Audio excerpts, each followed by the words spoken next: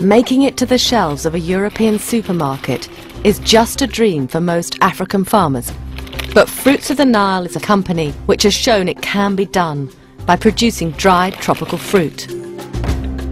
Nora Kagimu is one of the star producers. This is my farm. We have about 500 trees here on 2.5 acres, and we grow 3 different varieties of banana.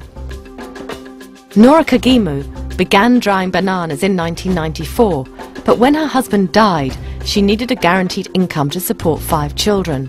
With Fruits of the Nile's help, she scaled up her business. Today, she's employing 5 people and buys in bananas from local farmers to meet demand. I had some fears that this kind of business would only last for a very short time. I didn't think it was that serious. But I'm amazed because all the time the business is expanding. Nora's farm is in Mbarara in southwest Uganda. Here, banana farmers are at the mercy of large price fluctuations. In the high season, there's oversupply, prices nosedive, and often the crop goes to waste.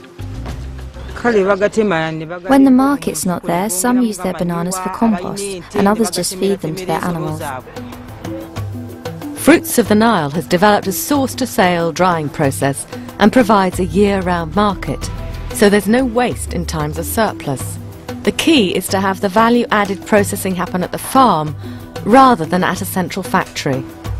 The dryers are an appropriate technology, easily built and maintained to keep insects out while letting the sun's energy do the work. No chemicals are used, weeding is done by hand, and all waste is composted. In about 2 days, the bananas are dry. It's okay. They are ready now. Primary producers have to meet stringent international hygiene standards. Hands and utensils are washed, hair and clothing covered, and once packed, dried bananas are kept safe from any contamination.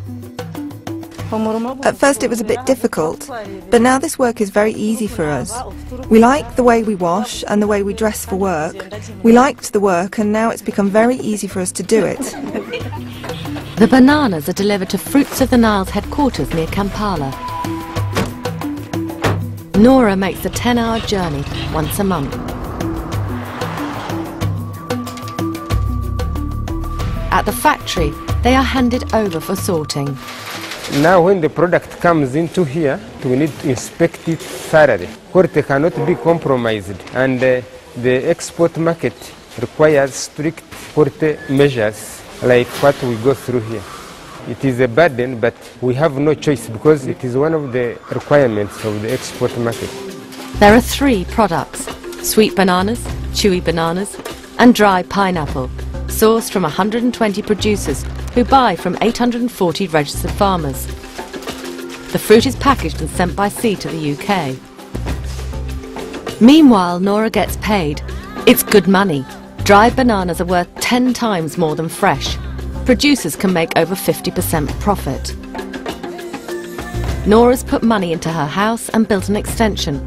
But most importantly, she sent all 5 of her children to school.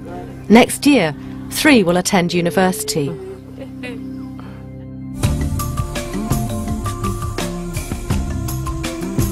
Mbarara has been hit hard by AIDS, and many families have to take in extra children from relatives who have died. These carers have joined forces to become a Fruits of the Nile producer group. They donate the fresh fruit and share the processing and the profits. Biingi Lovance cares for her 6 orphaned grandchildren. I can get books for the children and clothing and pay their school fees. I think their future is bright. If they keep going to school, they will get an education and then they will be able to make something of themselves in the world. It will help them succeed. All of the producers want to sell more fruit, but so far there's a limited market. Angelo thinks that the secret of expanding the market lies in going organic.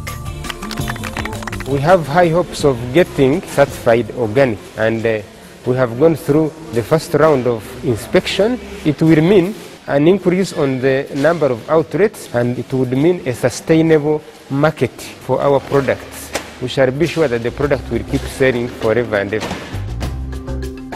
Fruits of the Nile has got this far thanks to training along the supply chain, from documentation to bookkeeping, and now to learning organic techniques.